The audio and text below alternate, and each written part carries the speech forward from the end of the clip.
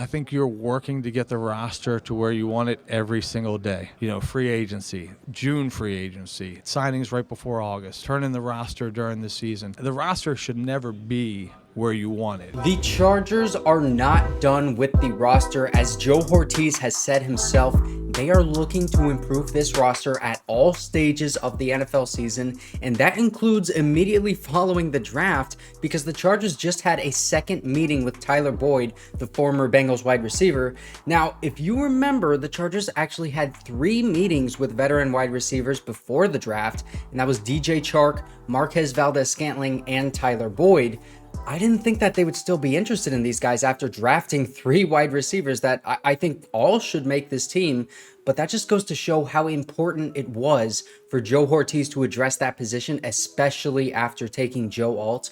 But this is more interesting to me than just a possible Tyler Boyd signing, because I think it indicates how the Chargers feel about this wide receiver room and also how they envision that room to be going forward. So let's just start out with Tyler Boyd as a wide receiver. Now, you guys probably know because I made a video about this when he had that first meeting, but the rundown on him, basically, he's like Keenan Allen light. So he gives you what Keenan does in terms of route running and size at the slot wide receiver position, but he is 29 years old and coming off of his worst season. A lot of people wanted to sign him because we did lose Keenan Allen, and he's like the best thing to replicate what Keenan Allen was for Justin Herbert. But I didn't really want to do that because that would take away from our comp picks for next season, and I wanted to address wide receiver in the draft, which we did.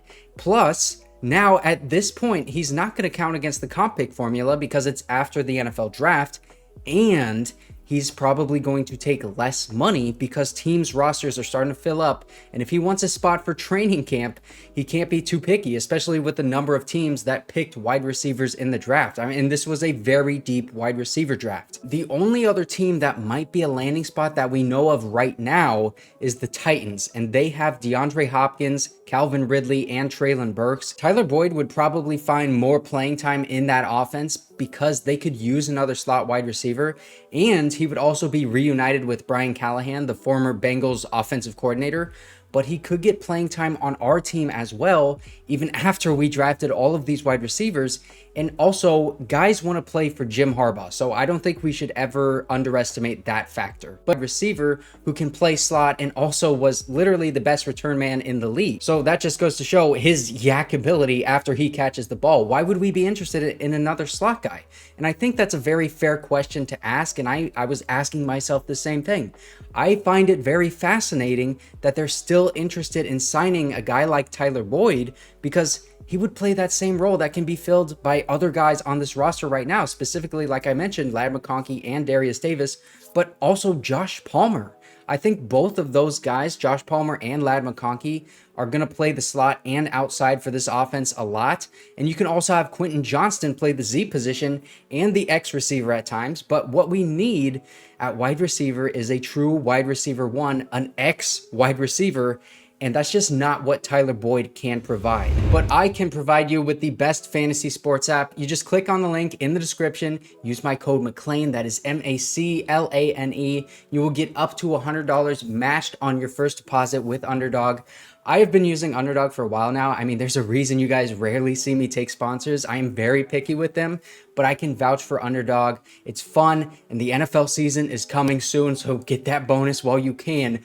But the fact that the Chargers are still going after wide receivers like Tyler Boyd, this tells me that what they value in that position is really just like route running and catching the football. And of course, they would love all of these guys to have like the size and the speed as well, but they're specifically valuing those 2 traits above all else. I mean, they didn't bring in Marquez Valdes-Scantling or DJ Chark for a second visit, and I think they won't have them in for another visit because Marquez Valdes-Scantling, like, yeah, he's got great size and speed. He can play the Z and the slot, so he's got that positional versatility as well. But listen, dude, that guy drops the ball way too much. They do not want him, I think. And then DJ Chark, he's big, he's fast, X wide receiver. That would fit perfectly in this offense because that's what we're lacking. But I don't think they're going to go after him either because he's just not a great route runner. And he also drops the ball too. And he doesn't have that positional versatility to play the X and the Z or slot or whatever. I mean, DJ Chark, he has 5 drops on 62 targets last year. Just to put that into comparison, bro, Quentin Johnston, he had 2 drops on 65 targets. Plus, Quentin Johnston, he gives you more after the catch. He had 5 missed tackles forced last year. DJ Chark, he only had 1. But DJ Chark, he is a better contested catch wide receiver. But anyways, the main reason I think they want to add a free agent wide receiver just in general after the draft is because they want veteran experience and a track record of production at the NFL level. Josh Palmer is like the veteran of the group right now, and he has less than 2,000 total yards. Plus, he has a history of injuries. Quentin Johnston, he had a bad rookie season and is still very much unproven. Ladd McConkey is obviously unproven. He's not played a single snap in the NFL, but he has also had an injury history in college with all those back issues, and you have to take that into account. So now it's starting to make sense. What they're really looking for in a veteran wide receiver right now is just a solid veteran to lead this room of young and largely unproven guys. Tyler Boyd, he only missed 6 games in 8 seasons, so he can stay healthy and he can fill in for you in case of an injury to the other wide receivers that can play in the slot in this offense. And if you guys remember, like Joe Hortiz, he has even said, if you have a lot of depth at a position, he's not afraid to continue to add to that position. Like for this example, it would be slot wide receiver because guys get injured and guys go down over the course of a season. And let's just say like by week 9, you have Josh Palmer and Ladd McConkey get injured. And then you have like Quentin Johnston as your wide receiver 1. And then Brendan Rice, you have to launch him up into that wide receiver 2 position. So now you're starting to see this is like some good veteran assurance, even though we did address this position heavily in the draft. And I like all the guys that we drafted, but Quentin Johnston would be wide receiver 1, basically, if Josh Palmer and Ladd McConkey get injured. I mean, just look at what we had last season. Keenan Allen had some injuries. Mike Williams had some injuries. Mike Williams was literally gone for most of the season. Josh Palmer had some injuries. A lot of our wide receivers were injured. We even signed guys like Simi Fehoko in mid-season. He was catching balls for Justin Herbert. And I think the main takeaway of this Tyler Boyd meeting is really not that they love Tyler Boyd, but they really want some injury assurance and some veteran experience and more competition in that wide receiver room.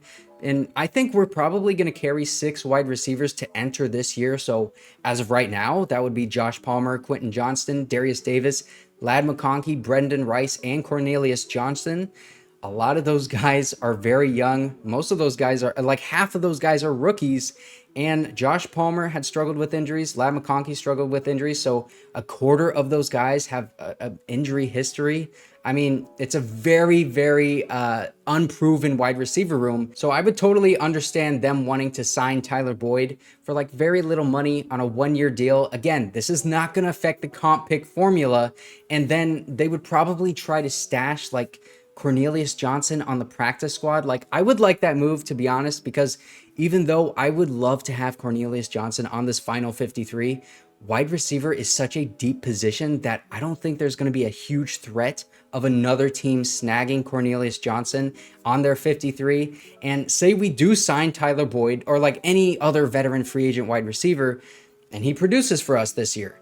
We let him walk next year, and then boom, we get a comp pick. And that just goes back to what Joe Hortiz said. He wants to establish that farm system of comp picks. And this move, it would align perfectly with that, even though it doesn't align perfectly with what we need at wide receiver right now in terms of like a slot wide receiver.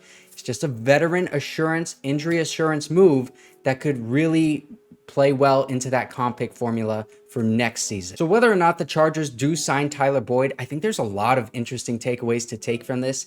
And I would not be surprised if they go for a veteran free agent wide receiver like Odell Beckham, who they haven't been linked to yet at all. This is just me off the top of my head saying Odell because the Ravens signed Odell Beckham and Joe Hortiz was with the Ravens when they did that. So hey, you know, there's that connection there. But if you have not seen my video yesterday, you can click right here. This is a good one.